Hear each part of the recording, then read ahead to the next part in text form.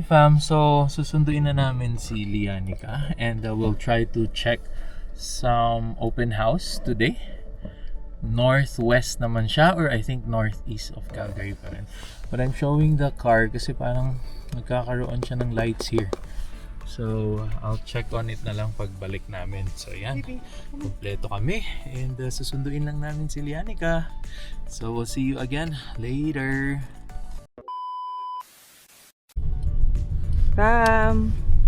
Nasundo na namin si Lian, pero we need to go back home kasi there's something wrong. Daddy? Yeah. Ano nangyayari? No idea. Parang bigla na lang mamamatay yung car, so we need to change car muna. And pabalik na kami sa bahay. Exclamation siya, oh. Yeah. Daddy, there's something weird again. Mommy, are we Emergency, emergency. So pauwi lang kami fam. Gamitin namin yung isang sasakyan muna. I don't know what's wrong pero nag-light up kasi yung battery, so I'll just check kung Mommy what's po. wrong with the car. Mommy po. Go fam, nakaabot ng bahay. Nakaabot ng bahay, buti na lang. Ayan. So, ayan o. Nakailaw siya lahat. Blink siya. So, we'll see. I'll check it out kung anong mali. Meron naman akong ODB detector. So, check out ko na lang mamaya. Alright? So, siguro then I'll decide then kasi since nag-start yung sa battery, I-charge. siguro i-charge ko muna siya. Pag hindi siya naging okay, it means nasira na yung battery. So, Time to. time to buy from, again, Costco.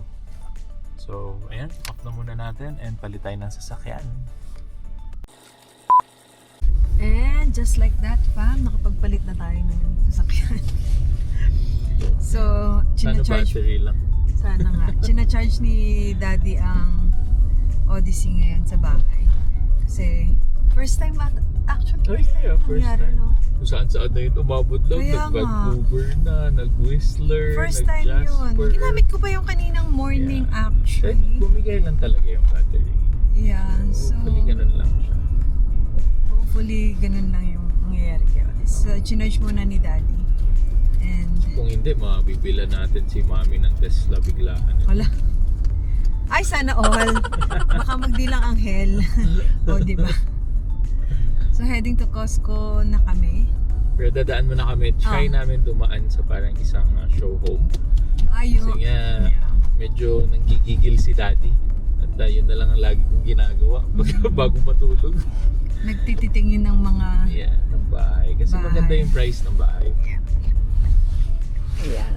Driving kami pa Northwest, yeah. northwest. So northwest naman tayo. Or northeast pa rin siya. Baka northeast pa rin siya eh. Yeah. Yes, sir. Back one for one. Hello fam, so welcome to Lewisburg.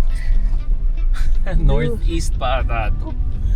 Kasi parang katabi-katabi lang ng community namin across.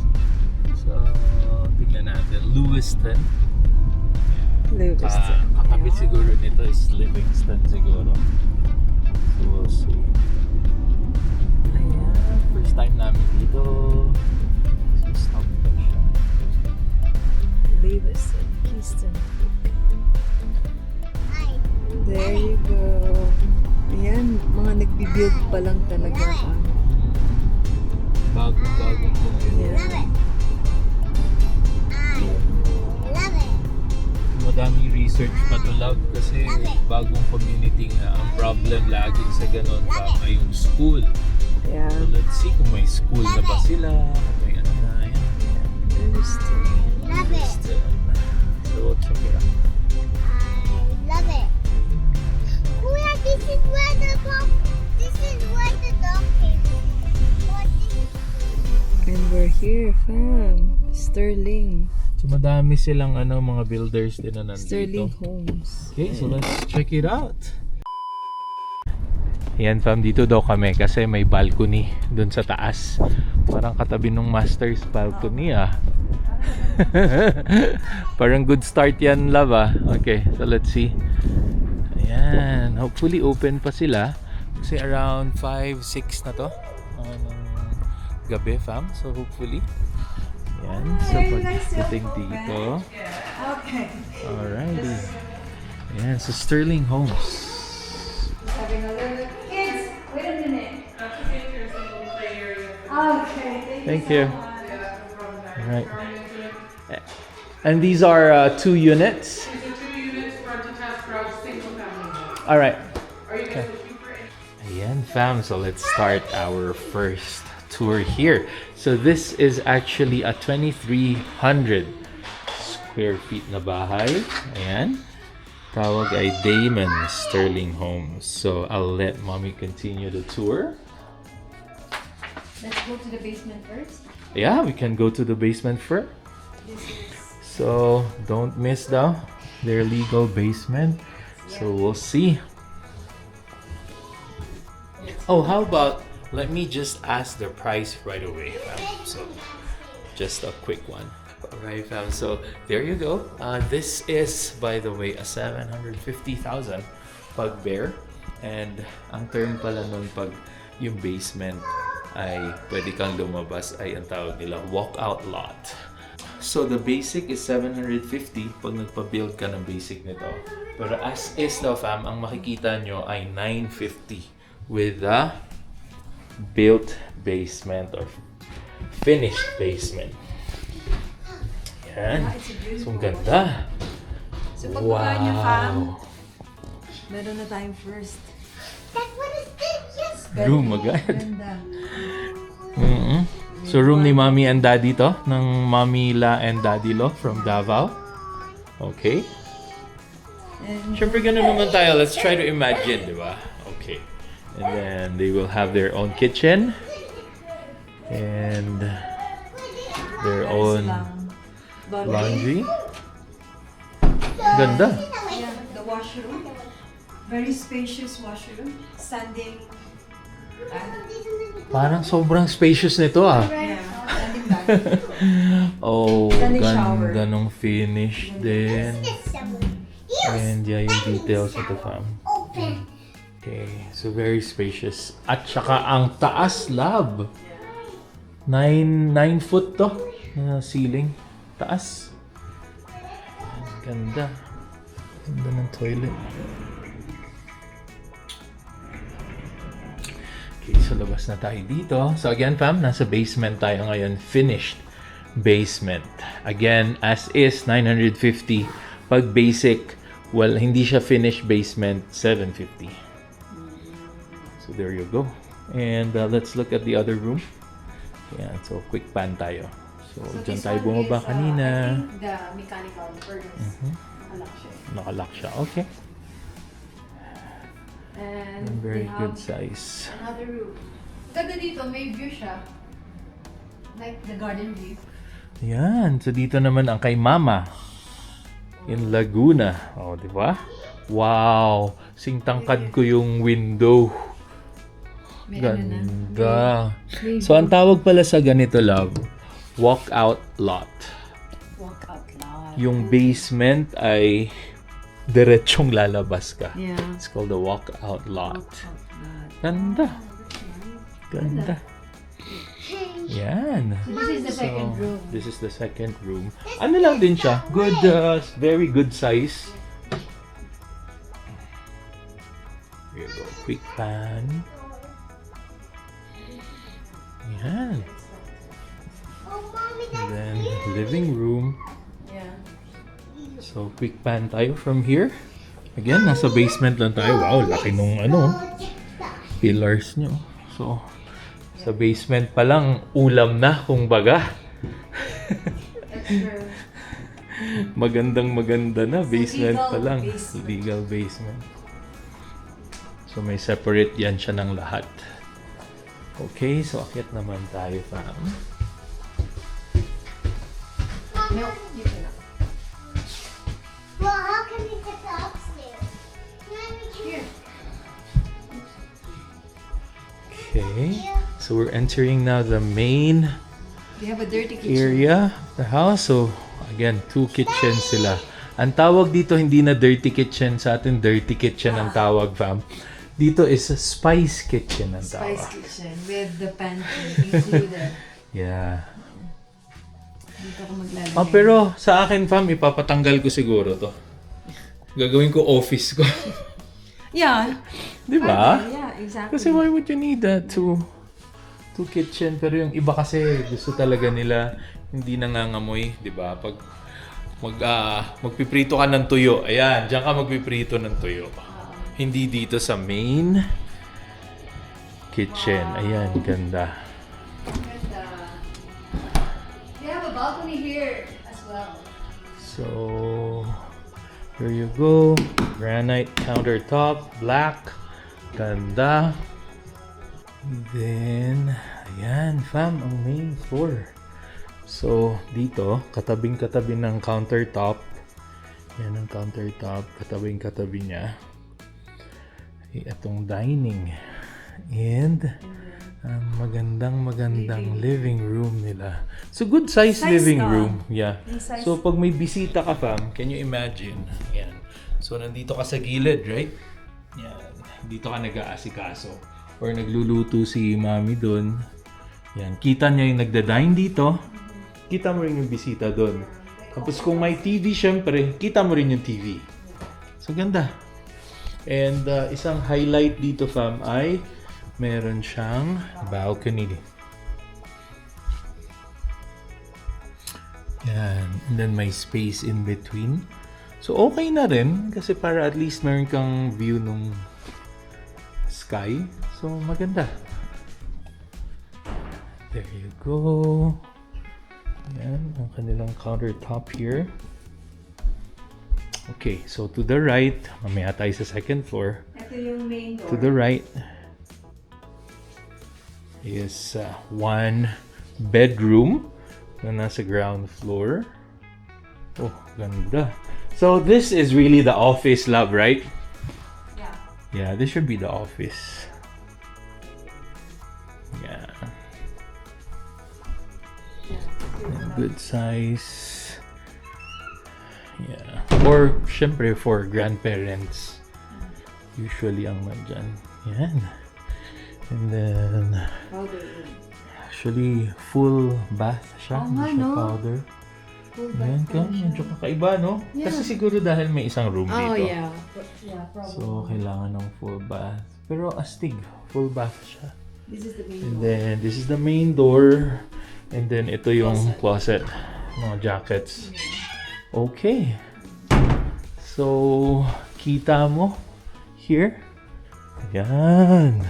Oh, ang nakikita ko na, fam, yung triangle na nandun. Parang magugustuhan niya ni mami. So, akyat tayo. Ang maganda dun sa stairs nila, fam, parang nasa gitna. And let's start with a really nice bed. Tingin ako ng mukha mo, love. Ang ganda. Ganda! Ay, ang ganda ng family room, mate.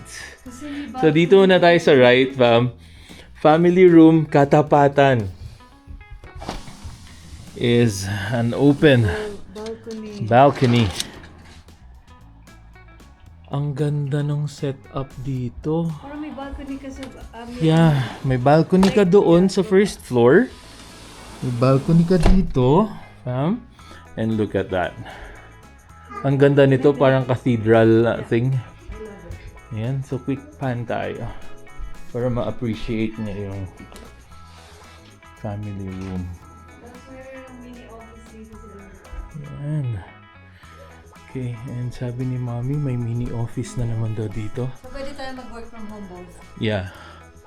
Oh, that's right. Ayan. Good size pati. Office. So it's either study room siya or office. Okay.